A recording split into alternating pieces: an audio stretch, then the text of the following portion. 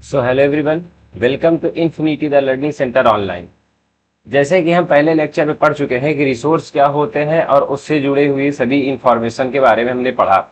हमने यह भी देखा कि अगर हम बात रिसोर्स की करते हैं तो रिसोर्स क्या होते हैं, किस टाइप्स के होते हैं और हम कैसे उसको क्लासिफिकेशंस करते हैं, ये हमने देख लिया। आज हम इस वीडियो में पार्ट 2 शुरू करेंगे और रिसोर्स से जुड़ी हुई इंफॉर्मेशन जो आपकी क्लास 10th में है, ठीक है, ज्योग्राफी में, उसको हम पढ़ेंगे। तो आई होप जो हमने आपको प्रीवियस लेक्चर में समझाया था समझ में आया है, और जो नहीं समझ में आया है उसके लिए आप कमेंट में बताएंगे और उसको हम सॉल्व करेंगे क्वेश्चंस को। तो ये हमने देख लिया था कि रिसोर्स क्या होते हैं, ये सब चीज हमने बताई थी आपको, ठीक है। आज हम बात यह करेंगे कि अगर हम रिसोर्स की बात करते हैं तो रिसोर्स प्लानिंग कैसे की जाती है, कि अगर हमें पता हो कि भाई रिसोर्स यहाँ पे है तो उसको कैसे हम प्राप्त करें और कैसे हम यूज कर सकते हैं, इन सब के बारे में हम आज पढ़ेंगे। तो इस चैप्टर्स में इन सब चीज के बारे में डिस्कशन करेंगे और ये भी देखेंगे कि रिसोर्स क्या होता है। ये तो देख ही चुके हैं, थोड़ा अब देखते हैं रिसोर्स प्लानिंग। रिसोर्स प्लानिंग क्या होती है कि अगर हम बात करते हैं रिसोर्स की, तो हमें कहीं पे रिसोर्स है तो उसके लिए हमें कुछ ना कुछ एक्टिविटीज करनी पड़ती है जिसकी वजह से हम रिसोर्स को प्राप्त कर सके। तो उसके लिए हमें प्लानिंग क्या करनी चाहिए जिसकी वजह से रिसोर्स हमें अच्छे से मिल सके। तो कह रहे हैं कि planning is the widely accepted strategy for the judicious use for the resource. It is important to the country like India which has the enormous diversity of available in the resource. There are the reasons which are rich in certain types of the resource but are the deficient in some others. तो कहने का मतलब यह है कि अगर हम resource planning की बात करते हैं तो रिसोर्स प्लानिंग बहुत ही ज्यादा इंपॉर्टेंट होती है, खास तौर पे हमारी कंट्री के लिए। हमारी कंट्री मतलब कि इंडिया के लिए, because India is a diverse country. क्या है, अगर हम डाइवर्सिटी की बात करते हैं तो इंडिया एक क्या है, डाइवर्सिटी। मतलब कि यहाँ पे न्यूमरस टाइप्स के कल्चर, न्यूमरस टाइप के ट्रेडिशंस और न्यूमरस टाइप्स के यहाँ पे क्या होते हैं, पीपल्स एग्जिस्ट करते हैं। तो यहाँ पे पीपल्स ही तो डिफरेंट टाइप्स के नहीं है, बल्कि यहाँ पे ज्योग्राफी के बेसिस पर भी अगर हम बात करते हैं तो उसमें भी डाइवर्सिटी एग्जिस्ट करती है। तो इन डाइवर्सिटी में यह देखा जाता है कि कहीं पे रिसोर्स बहुत ज्यादा है और कहीं पे रिसोर्स है ही नहीं। तो अब हम कैसी प्लानिंग करेंगे कि रिसोर्स जहां पे है वहां से लेकर के उस एरिया में पहुंचाएं जिस एरिया में रिसोर्स नहीं है। तो इन सब चीज को करने के लिए प्रॉपर हमें प्लानिंग की जरूरत पड़ती है, क्योंकि planning is very essential for everything. तो इसमें हम ये देखते हैं कि कोई स्ट्रेटजी फॉलो की जाती है। तो सपोज दैट मैं एग्जांपल दे रहा हूं कि यहां पे क्या है कि एक एरिया ये ए है, एक एरिया ये बी है, ठीक है। तो सपोज दैट अगर हम आयरन की बात कर लेते हैं, किसकी बात कर लेते हैं, आयरन की। तो आयरन की अगर हम बात करते हैं तो यहां पे बी वाले एरिया में आयरन पाया जाता है, ठीक है। और सपोज दैट एक रिसोर्स हमने आयरन ले लिया, दूसरा हम ले लेते हैं वाटर, ठीक है। और हमने ये देखा कि बी में तो वो आयरन पाया जा रहा है, लेकिन ए में क्या पाया जा रहा है, वाटर पाया जा रहा है।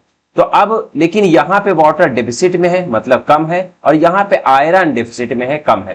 तो हम क्या करेंगे, थ्रू द प्लानिंग उसको क्या करेंगे, रिसोर्स को जो आयरन है थ्रू द प्लानिंग हम यहाँ पे ए वाली प्लेस पर ले जाएंगे और ए वाले प्लेस में जो वाटर है वहां पे प्लानिंग के थ्रू बी वाले एरिया में लाएंगे। तो जिसकी वजह से एक प्रॉपर बैलेंस बना रहेगा और हमारी जो कंट्री है वो अच्छे से सस्टेन कर पाएगी। तो इन सब चीज को करने के लिए हमें प्रॉपर प्लानिंग की जरूरत पड़ती है। तो इस चैप्टर में हम यही पढ़ेंगे कि इंडिया एक डाइवर्स कंट्री है और उस डाइवर्सिटी में जो रिसोर्स पाए जाते हैं उस रिसोर्स को हम कैसे एक जगह से दूसरी जगह पहुंचाएंगे और हर एक बेसिस पर जहां पे डेफिसिट में है वहां से क्या करेंगे, हम वहां पे हम रिसोर्स को ले जाएंगे। तो चलिए फिर शुरू करते हैं। तो यही इसमें बताया गया है कि कहीं कहीं ऐसा होता है, कुछ एरिया ऐसे होते हैं कि जहां पर रिसोर्स बहुत पाया जाता है। जैसे हमने बताया कि एग्जांपल देते हैं कुछ स्टेट का, जैसे झारखंड हो गया, छत्तीसगढ़ हो गया, मध्य प्रदेश हो गया, यहां पे मिनरल्स रिच एरिया है, कोल डिपॉजिट्स यहां पे ज्यादा है, ठीक है। अगर हम बात करते हैं महाराष्ट्र, ठीक है, अगर हम बात करते हैं राजस्थान, ठीक है, अगर हम बात करते हैं और क्या लिखा है, मध्य प्रदेश, इन सब एरिया की बात करते हैं तो ये रिसोर्स रिच एरिया है। क्या है, यहां पे जो रिसोर्सेस हैं वो रिच में है, मतलब कि ज्यादा है, ठीक है। तो अब इस एरिया में रिसोर्स ज्यादा है और वो कौन से रिसोर्स हैं, वो रिसोर्स की अगर हम बात करते हैं तो वो रिसोर्स क्या है, जैसे कोल हो गया, ठीक है, प्लस स्टील हो गया, ठीक है, इट्सेट्रा।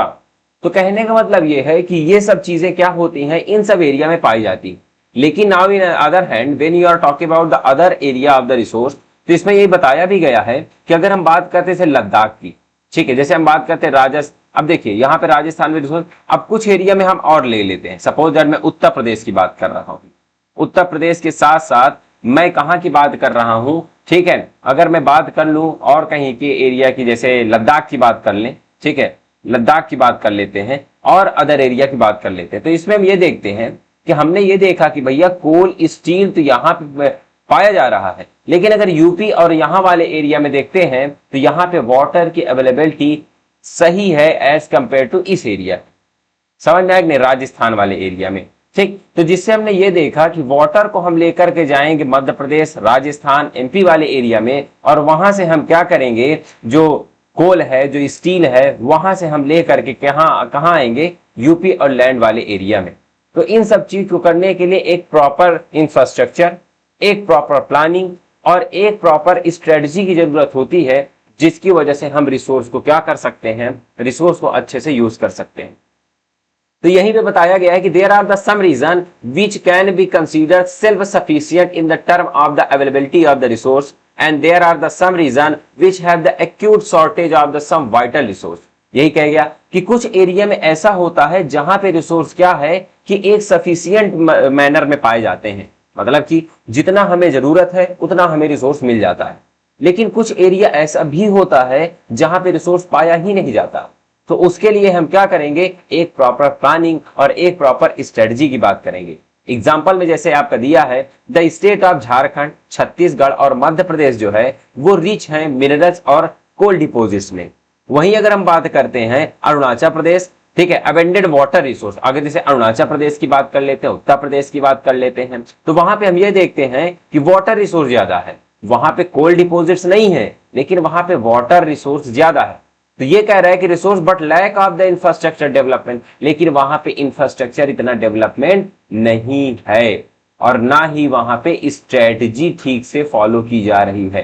तो जिसकी वजह से हम ये देखते हैं कि रिसोर्स कहीं ना कहीं बहुत ही प्रॉब्लम क्रिएट कर देते हैं।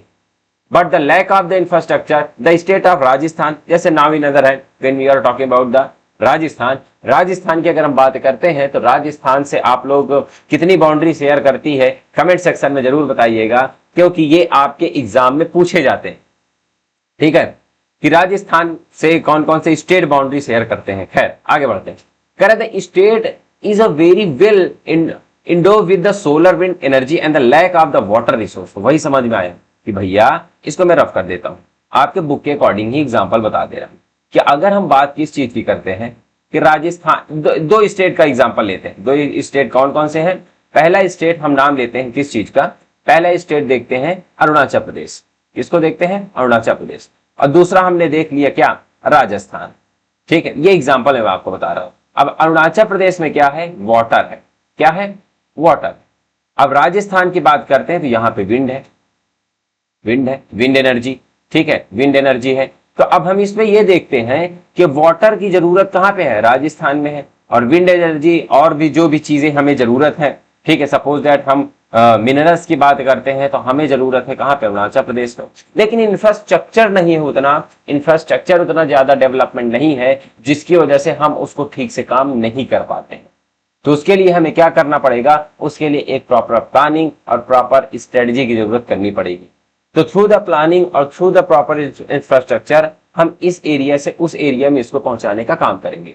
तो यही इस चीज में यही आपको समझाया गया है कि अगर हम बात करें जैसे कोल्ड डेजर्ट हो गया लद्दाख में, relatively isolated from the rest of the country, it is the very rich culture heritage but the deficient in water. ठीक है, अगर हम लद्दाख की बात करते हैं तो वहां पे कल्चर बेसिस पर बहुत ही ज्यादा देखा जाता है कि डाइवर्सिटी है और कल्चर बहुत ही ज्यादा फ्लरिशिंग है। लेकिन अगर हम बात करते हैं वाटर रिसोर्स की, तो वाटर रिसोर्स वहां पे नहीं है।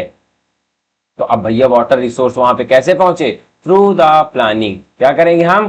प्लानिंग करेंगे और ये देखेंगे कि हम यहाँ पे जो भी जरूरतें हैं उसको हम प्रॉपर बेसिस पर पहुंचा सकें। तो रिसोर्स प्लानिंग इन इंडिया, तो रिसोर्स प्लानिंग में हमें क्या करना है, तो चलिए हम पहले समझ लेते हैं। ठीक है, ये आई होप आपको समझ में आया है। ठीक है, कि रिसोर्स हमें क्यों जरूरत होती है, और जहां जहां पे हमें नहीं मिल रहा है वहां वहां हम क्या करेंगे, रिसोर्स को पहुंचाने का काम करेंगे। तो दूसरा कलर मैं ले लेता हूं।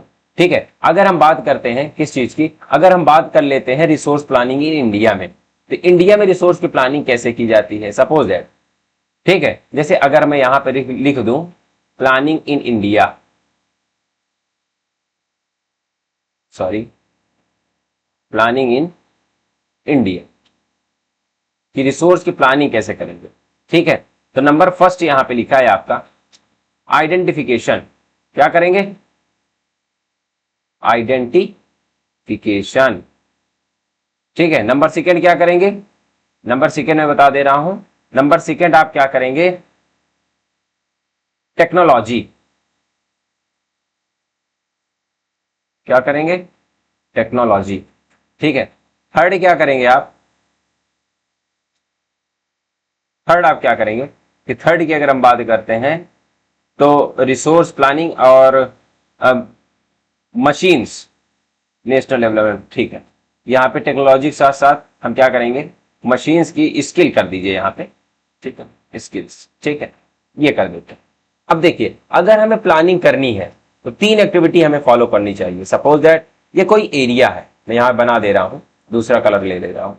ठीक है, ये अगर सपोज दैट ये कोई एरिया है, ठीक है, ये कोई क्या है, ये एक एरिया है। अब हमें ये पता चला कि इस एरिया में क्या पाया जाता है, रिसोर्स पाया जाता है। अब हम सबसे पहले आइडेंटिफाई करेंगे कि रिसोर्स कहां पे पाया जा रहा है। सपोज दैट इस एरिया में रिसोर्स पाया जा रहा है, पहली प्लानिंग ये होगी कि रिसोर्स इस एरिया में पाया गया भाई। ठीक है, अब दूसरी चीज क्या करेंगे, टेक्नोलॉजी, मतलब कि अब हम इस रिसोर्स को यहां से निकालने के लिए हमें प्रॉपर एक टेक्नोलॉजी की जरूरत पड़ेगी। ठीक है, आप लोग देखते होंगे कि बहुत बहुत से ऐसे मशीन होते हैं, ठीक है, जिसमें हम क्या करते हैं, रिसोर्स को वहां से अब्स्ट्रैक्ट करते हैं, निकालते हैं। तो हमने ये देखा कि अगर प्लानिंग की बात करते हैं तो सबसे पहले हमें क्या करना पड़ेगा, सबसे पहले आइडेंटिफाई करना पड़ेगा कि भैया यहाँ पे रिसोर्स पाया जाता है। और सपोज दैट आपने आइडेंटिफाई नहीं किया, आपने देखा कि भैया इतने एरिया में कहीं ना कहीं रिसोर्स है, अब पूरे एरिया को आपने खुदाई करना स्टार्ट कर दिया, तो जिसकी वजह से वहां पे प्रॉब्लम्स और बढ़ गई। तो आप सबसे पहले क्या करना चाहिए, you should follow the instruction proper planning just like identifications. आपको क्या करना पड़ेगा, आइडेंटिफाई करना पड़ेगा कि कहां पे रिसोर्स पाया जाता है, पहला कर लिया। दूसरा, उस रिसोर्स को निकालने के लिए एक प्रॉपर टेक्नोलॉजी की जरूरत होनी चाहिए। क्या होनी चाहिए, प्रॉपर टेक्नोलॉजी की जरूरत होनी चाहिए, और जब टेक्नोलॉजी होगी तभी तो आप रिसोर्स वहां से निकाल पाएंगे। एग्जाम्पल देता हूं, एग्जाम्पल में क्या है, जैसे मैंने आपको बात करूं अफ्रीका कॉन्टिनेंट, अफ्रीका कॉन्टिनेंट की अगर हम बात करते हैं तो वहां पे रिसोर्स बहुत है, लेकिन वहां पे टेक्नोलॉजी नहीं है। तो जिसकी वजह से ये देखा जाता है कि वो लोग उस रिसोर्स का ठीक से यूज नहीं कर पा रहे हैं, और वो प्रॉपर समस्याएं, प्रॉपर बेसिस पर प्रॉब्लम फेस कर रहे हैं। ठीक है, पहला हमने क्या कर लिया, आइडेंटिफिकेशन, दूसरा कर लिया टेक्नोलॉजी, और तीसरा कर लिया स्किल। स्किल क्या है, अब आपको उसमें निकालने का पता होना चाहिए कि भाई कैसे रिसोर्स की बात कर सकते हैं, कैसे हम निकाल सकते हैं। इन सब चीज के बेसिस पर आपको वहां से उसके लिए स्किल होना चाहिए कि रिसोर्स को कैसे प्रॉपर निकालना है, कैसे काम करने हैं। इन्हीं सब चीजों को क्या करेंगे, रिसोर्स में देखते हैं, सॉरी। ठीक है, तो रिसोर्स प्लानिंग इन इंडिया किस पे डिपेंड करता है, पहला आइडेंटिफिकेशन, दूसरा टेक्नोलॉजी, और तीसरा हम बात करते हैं स्किल्स पर डिपेंड करता है। I hope it is quite clear, आपको जो समझा है वो समझ में आया होगा। अब हम देख लेते हैं क्या क्या काम होते हैं। ठीक है, ठीक है, तो जैसे हमने ये देखा कि अगर हम बात करते हैं रिसोर्स प्लानिंग की, मैं बुक से भी देख के ले रहा हूं। ठीक है, तो यहां पे ये लिखा हुआ है कि अगर हम बात करते हैं रिसोर्स प्लानिंग की कॉम्प्लेक्स प्रोसेस विच इन्वॉल्व, सबसे पहले क्या, identification and the inventory to resource across the region of the country in the involve of the serving map and qualitative and the quantitative estimations of the measurement and the resource। पहला ये बता रहा है कि अगर हमें क्या करना है, रिसोर्स देखना है, तो पहला आपको ये प्रॉपर प्लानिंग करनी पड़ेगी कि वहां पे आइडेंटिफाई करें कि हाँ भैया रिसोर्स यहाँ पे है, और उस रिसोर्स को आइडेंटिफिकेशंस करने के लिए हमें मैपिंग की जरूरत पड़ेगी, हमें सर्वे की जरूरत पड़ेगी। इन सब चीज के बेसिस पर हम क्या करेंगे, प्रॉपर वहां पे देखने का, आइडेंटिफिकेशंस का काम करेंगे। और दूसरी अगर बात करते हैं तो दूसरा क्या है, involving the planning structures Indo with the appropriate technology. Technology में मैंने बताया ना कि अभी हमें क्या होना चाहिए, एक टेक्नोलॉजी यूज होनी चाहिए, और टेक्नोलॉजी को चलाने के लिए स्किल होनी चाहिए। ठीक है, क्योंकि भाई टेक्नोलॉजी का यूज वही कर सकता है जिसके पास अप्रोप्रिएट नॉलेज होगा रिगार्डिंग दिस टॉपिक। तो इसमें ये देखेंगे कि skill and the institutional up to implement the resource of the development. तो यहां से अगर हम बात करते हैं तो यहाँ पे दूसरा आ गया आपका कि टेक्नोलॉजी होनी चाहिए, टेक्नोलॉजी के साथ साथ स्किल भी आपके पास होनी चाहिए। तीसरा क्या कह रहा है कि मशीनिंग ऑफ द रिसोर्स, ठीक है, matching of the resource the plan with the overall the national development plan. ये बता रहा हूं, थोड़ा ये स्किप हो गया कि अगर हम बात करते हैं कि जो हम रिसोर्स का यूज कर रहे हैं, जो हम रिसोर्स यहाँ पे यूज करते हैं, उस रिसोर्स को हम एक प्रॉपर प्लानिंग की जरूरत लगे और उस रिसोर्स को हम कैसे क्या काम कर पाए। ठीक है, कि हमें भैया कि डेवलपमेंट पे ये रिसोर्स हमारे डेवलपमेंट पे इंप्लीमेंट करेगा कि नहीं करेगा। तीसरा ये लिखेंगे आप लोग, मैं स्किल मेंशन कर दिया। तीसरा आप ये करेंगे कि ये रिसोर्स जो हमें मिल रहा है ये ओवरऑल हमारे नेशनल डेवलपमेंट प्लान में करेगा कि नहीं करेगा। अब भैया ये आ गया कि सर ये डेवलपमेंट प्लान कैसे बनता है, तो चलिए हम बताते हैं। India has made the concrete effort of achieving the goal of the resource planning right to form of the 5-year plan launched after the independence। चलिए मैं थोड़ा सा इसकी कहानी आपको बता देगा, ठीक है। चलिए मैं आपको इसकी कहानी बता दूं। देखिए कि जब हमारा भारत आजाद होता है ये देखा जाता है कि बहुत सी समस्याओं को फेस करता है। तो जब समस्याओं को फेस करता है तो ये देखा जाता है कि भारत आजाद हुआ भाई, अब भारत को अच्छे से चलाने के लिए, इंडिया को अच्छे से चलाने के लिए तो कहीं ना कहीं एक स्ट्रेटजी की जरूरत पड़ेगी कि नहीं पड़ेगी। एक देखा यह जाए कि अगर हम बात करते हैं एक स्ट्रेटजी के साथ साथ कहीं ना कहीं एक प्लानिंग की जरूरत पड़ेगी कि नहीं पड़ेगी। उसके लिए हमें क्या करना चाहिए, उसके लिए एक प्रॉपर प्लानिंग की जरूरत पड़ती है। किसकी पड़ती है? प्रॉपर प्लानिंग की जरूरत पड़ती है। तो उसी में इंट्रोड्यूस किया जाता है 5 ईयर प्लान कि अगर कोई भी गवर्नमेंट पावर में आई है तो वो गवर्नमेंट अगले 5 साल 5 ईयर वो कैसे क्या काम करेगी, कैसा डेवलपमेंट करेगी, कैसा काम करेगी, इन सब बेसिस पर क्या किया जाता है, 5 ईयर प्लान बनाया जाता है। और इसी 5 ईयर प्लान में ये भी देखा जाता है कि डेवलपमेंट कैसे होगा, डेवलपमेंट के लिए हमें क्या क्या काम करने होंगे, क्या क्या वर्क करने होंगे। तो इन सब चीज को करने के लिए क्या बनाया जाता है, 5 ईयर प्लान बनाए जाते हैं। और वो 5 ईयर प्लान हमारी कंट्री की इकोनॉमी को, हमारी कंट्री के डेवलपमेंट को एक नया शेप देती है। तो इंडिपेंडेंस के बाद ये 5 ईयर प्लान बनाया जाता है, क्योंकि गवर्नमेंट भाई 5 साल के लिए तो बनेगी और वो गवर्नमेंट इस 5 साल में क्या क्या काम करेगी उसके लिए एक प्रॉपर प्लानिंग की जरूरत पड़ती है, जिस प्लानिंग को हम बोलते हैं 5 ईयर प्लान। क्या बोलते हैं? 5 ईयर प्लान बोलते हैं। तो ये देखा गया कि the availability of the resource is necessary condition for the development any region, but very availability of the resource in the absence of the corresponding changes। ठीक है, तो इसमें यह देखा गया कि अगर हम बात किस चीज की करते हैं, अगर हम बात करते हैं प्लानिंग की, तो हमें कहीं ना कहीं बहुत जरूरी होती है कि हमें प्रॉपर प्लानिंग मिले। तो उसके लिए हमें टेक्नोलॉजी की जरूरत पड़ती है। टेक्नोलॉजी के साथ साथ हमें क्या जरूरत पड़ती है, इंस्टीट्यूशंस की जरूरत पड़ती है एंड हिंडर डेवलपमेंट, इन सब चीजों की जरूरत पड़ती है। और हमें यह भी पता होना चाहिए there are the many region involve the country that rich resource but there are the include the economical backward region out of the country there are the some region which have the poor resource based but there are the economic developed. कहने का मतलब ये है, यही बता रहा है कि कुछ एरिया ऐसे हैं भैया कि वहां पे रिसोर्स तो है, कि अगर हम बात करते हैं रिसोर्स वहां पे अवेलेबल है, लेकिन वहां पे अगर हम बात करते हैं इंफ्रास्ट्रक्चर नहीं है, उतनी इकोनॉमी वहां की नहीं है, जिसकी वजह से हम क्या कर सकते हैं, उसको प्रॉपर रिसोर्स को प्राप्त कर सके और प्राप्त करके एक नया फॉर्म बना सके। समझ में आया कि नहीं आया? ठीक है, और कहीं पे रिसोर्स कम है लेकिन इकोनॉमी है, तो उस रिसोर्स को निकाल करके एक यूज किया जाता है। ठीक है, यूज करने के बाद एक ऐसी फॉर्म ऑफ रिसोर्स बनाए जाते हैं जिसकी वजह से प्रॉब्लम कहीं ना कहीं सॉल्व की जा सकती। समझ में आया कि नहीं आया? अब हम बात करेंगे कि अगर हम रिसोर्स की बात करते हैं, ठीक है, तो रिसोर्स में हम ये देखते हैं कि टेक्नोलॉजी भी होनी चाहिए, आइडेंटिफिकेशंस भी होने चाहिए, स्किल के साथ साथ वो रिसोर्स हमारे डेवलपमेंट के लिए है कि नहीं है, इन सब के बारे में हमें पता होना चाहिए। अब हम ये बात करेंगे कि अगर हम बात करते हैं रिसोर्स की, तो resource over the period of time बहुत ही समस्याओं को फेस किया, बहुत से लोगों ने इसको मिसयूज किया, जिसकी वजह से हमारी जो कंट्री है वो प्रॉब्लम फेस तो की, उसके साथ वर्ल्ड वाइड इफेक्ट भी यहां पे पड़ता है।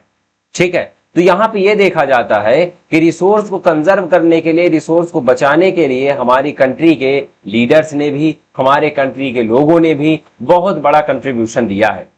जैसे गांधी जी ये कहते हैं, गांधी जी का एक स्लोगन है, वो बताते हैं, वो बोलते हैं कि अगर हमारे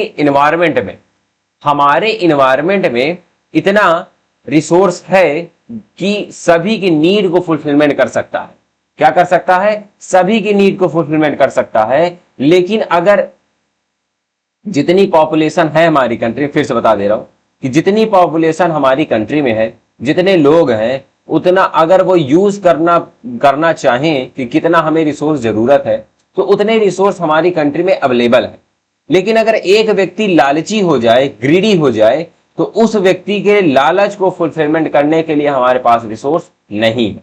तो अगर हम इन बात को लेकर के, गांधी जी की बात को लेकर के आगे शुरू करते हैं, तो बात स्टार्ट करते हैं कंजर्वेशन ऑफ रिसोर्स। क्या बात करेंगे? Conservation of resource.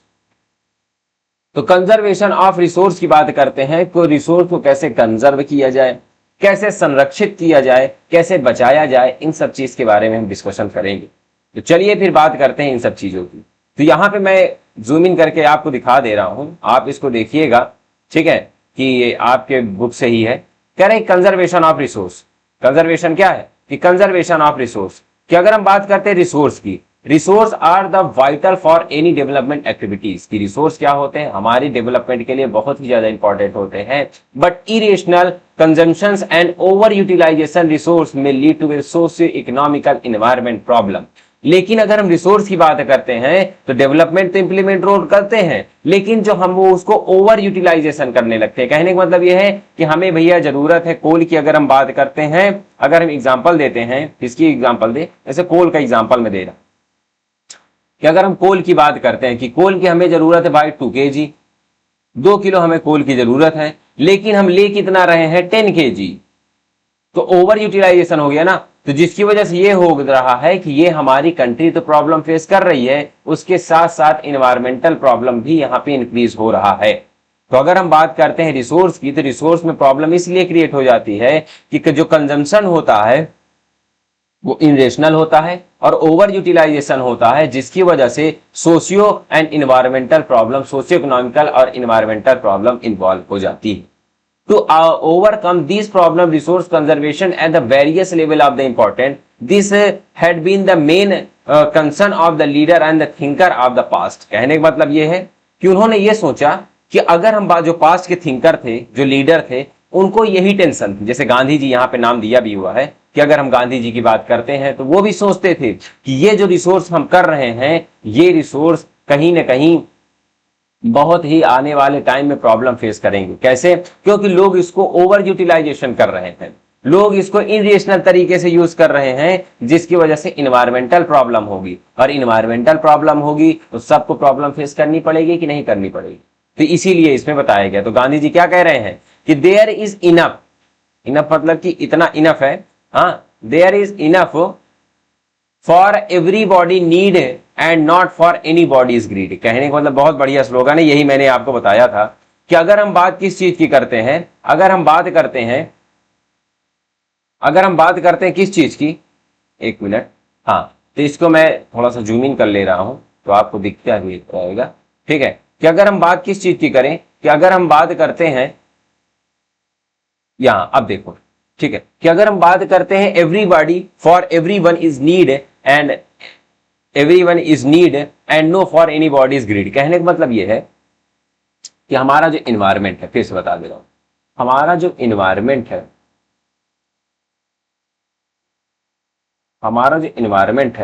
इन्वायरमेंट में क्या है भैया? इन्वायरमेंट में है हमारा रिसोर्स। क्या है? रिसोर्स। और इन्वायरमेंट में जो रिसोर्स होता है वो सफिशियंट, क्या है? सफिशियंट है, ठीक है, एक मिनट, चलो।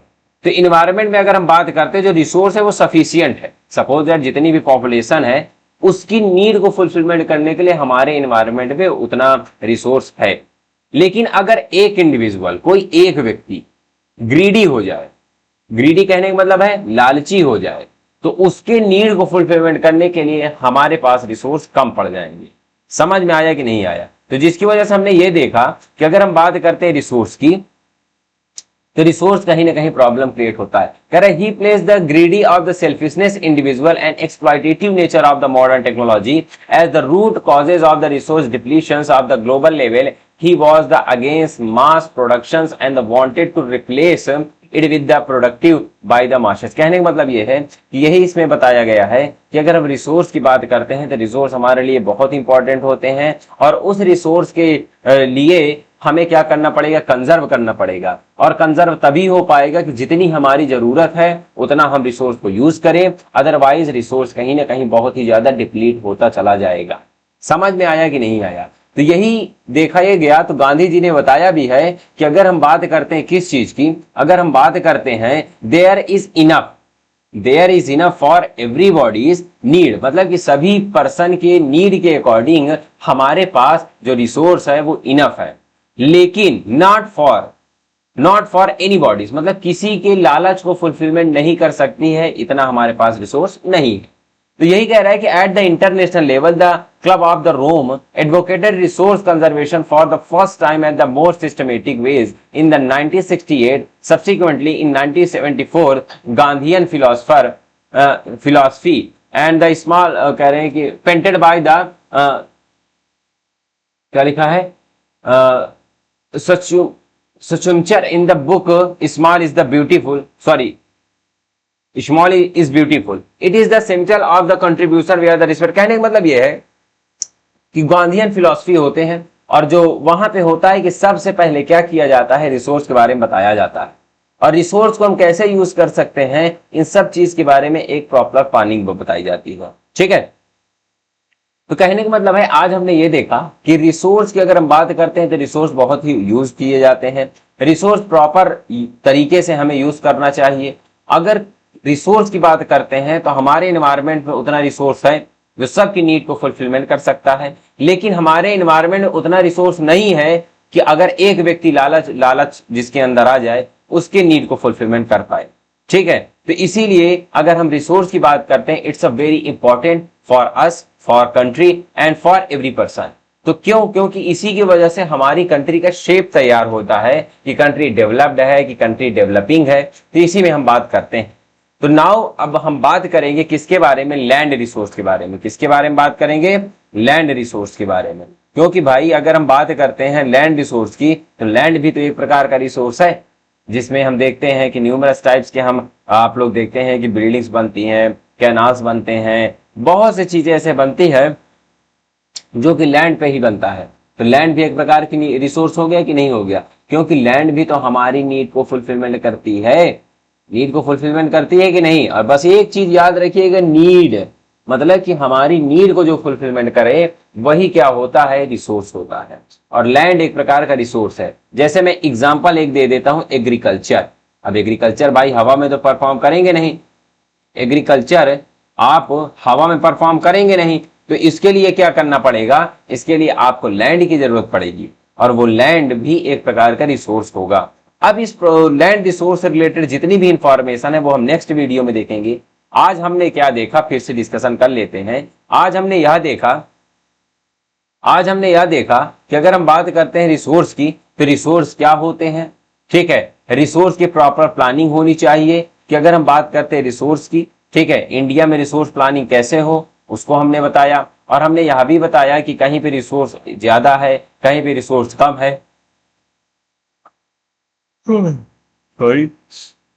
आज जल्दी उड़ गया था सो करके, इसीलिए नींद आ रही है। ठीक है, और उसके लिए क्या होना चाहिए, ये सब चीज हमने आपको देख लिया। एक प्रॉपर टेक्नोलॉजी, एक प्रॉपर असेसमेंट, और एक प्रॉपर कहीं ना कहीं हम ये बात करते हैं कि जो जो चीज चाहिए रिसोर्स के लिए वो सब चीज होना चाहिए। तो आई होप आपको समझ में आया है टेक्नोलॉजी और उससे रिलेटेड मैपिंग। जैसे कि हम बात करते हैं रिसोर्स प्लानिंग इन इंडिया में, तो रिसोर्स प्लानिंग क्या होना, पहला भैया आइडेंटिफिकेशन होना चाहिए, दूसरा proper technology with skill person. ठीक है, वहां पे स्किलफुल पर्सन होने चाहिए। और हमें यह भी पता होना चाहिए कि अगर हम बात करते हैं रिसोर्स की, तो रिसोर्स वही यूज हो जो हमारे डेवलपमेंट के लिए हो। तो आज हमने क्या क्या पढ़ा, चलिए हम फिर से रिवीजन करा देते हैं। आज हमने पढ़ा सबसे पहले रिसोर्स प्लानिंग। क्या पढ़े पहले हमने, सबसे पहला टॉपिक पढ़ा रिसोर्स प्लानिंग। क्या पढ़े? Resource planning. तो रिसोर्स प्लानिंग हमने ये देखा कि कहीं पे रिसोर्स ज्यादा है, कहीं पे रिसोर्स कम है, तो उससे रिलेटेड इंफॉर्मेशन लिए। दूसरा हमने ये पढ़ा कि resource planning in India, planning in India, कि इंडिया में अगर हम बात करते हैं भारत में कि रिसोर्स प्लानिंग के लिए क्या क्या होना चाहिए, ये हमने देखा। ठीक है, उसमें हमने टॉपिक वाइज देखा, आइडेंटिफिकेशन देखा, टेक्नोलॉजी स्किल देखा, उसके साथ साथ जो डेवलपमेंट के लिए होना चाहिए उसके लिए देखा। तीसरा हमने क्या देखा? तीसरा हमने देखा 5 ईयर प्लान। क्या देखा? 5 ईयर प्लान। 5 ईयर प्लान के बारे में भी मैंने आपको बताया कि जब हमारा भारत आजाद होता है तो कंट्री को चलाने के लिए एक प्रॉपर प्लानिंग की जरूरत पड़ती है। और वो प्रॉपर प्लानिंग के लिए क्यों जरूरत होती है? क्योंकि 5 साल के लिए गवर्नमेंट बनती है और वो गवर्नमेंट 5 साल में अगले क्या करेगी, उसके लिए एक प्रॉपर प्लानिंग की जरूरत पड़ती है। तो इसमें हमने 5 ईयर प्लान देखा। और चौथा हमने क्या देखा? चौथा हमने ये देखा कि कंजर्वेशन ऑफ रिसोर्स। क्या देखे? कि कंजर्वेशन ऑफ रिसोर्स। क्या देखा? Conservation of resource. ठीक है, तो इन सब चीज के बारे में हमने पढ़ लिया। सबसे पहले हमने रिसोर्स प्लानिंग कैसे होनी चाहिए, रिसोर्स प्लानिंग इंडिया में कैसी होनी चाहिए, 5 ईयर प्लान क्या होता है, और कंजर्वेशन ऑफ रिसोर्स में हमने यह देखा कि गांधी जी का क्या कहना है, कि गांधी जी क्या कह रहे हैं कि कैसी प्लानिंग होनी चाहिए। तो हमने आज ये वीडियो में डिस्कशन किया। आई होप जो हमने आपको समझाया है वो समझ में आया होगा। ठीक है, थैंक यू सो मच। और जो भी क्वेरीज हैं, जो भी क्वेश्चन है, वो आप लोग कमेंट सेक्शन में हमें बताएंगे और उसको हम देख करके सॉल्व करने का बात करेंगे। ठीक है, thank you so much and have a nice day. जय